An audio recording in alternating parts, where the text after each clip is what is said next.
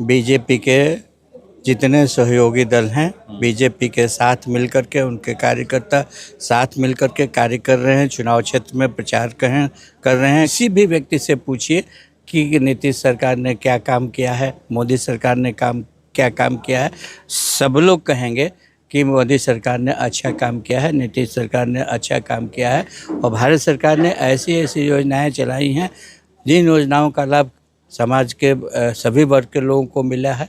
तो यदि आप लाभुकों की स्थिति का जायज़ा लें तो किन लोगों को सबसे ज़्यादा लाभ मिला है, तो मुस्लिमों को काफ़ी अच्छी आबादी है जिनको लाभ मिला है।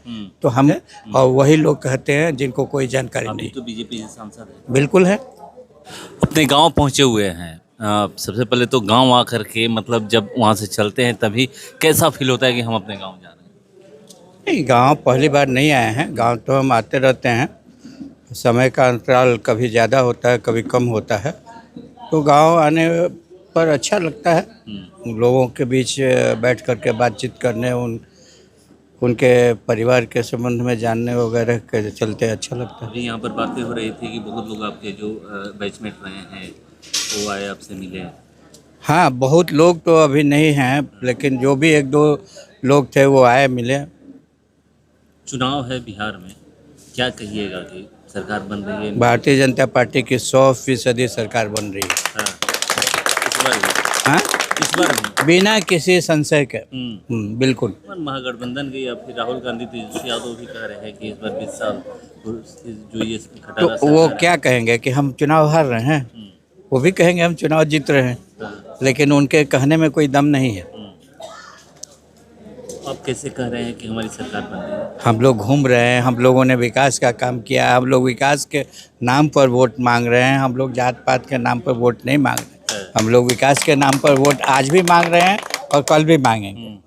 और बरहमपुर विधानसभा की बात करिए, एनडीए का मतलब है बीजेपी के जितने सहयोगी दल हैं, बीजेपी के साथ मिलकर के उनके कार्यकर्ता साथ मिलकर के कार्य कर रहे हैं, चुनाव क्षेत्र में प्रचार कर रहे हैं। कहीं किसी प्रकार का कोई मतभेद नहीं है।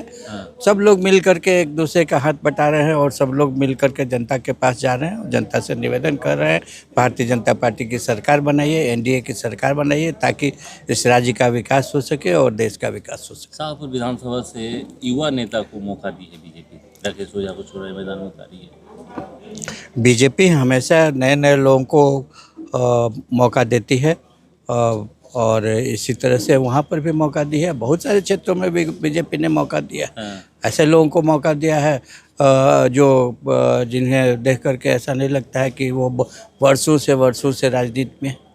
मौका तो मिलना ही चाहिए नौजवानों को। तो मौका आना चाहिए, बिल्कुल आगे आना चाहिए। पर ये भी कहा जाता है बिहार में जाति पाति की बहुत बात होती है कि जो मतलब अपनी अपनी जाति साधने के लिए प्रयास करते हैं, कहा जाता है और बहुत हद तक सही भी है। लेकिन भारतीय जनता पार्टी का मूल मंत्र है कि हम विकास के ही नाम पर वोट मांगेंगे और विकास के ही नाम पर वोट मांगते रहे हैं और हमने विकास किया है।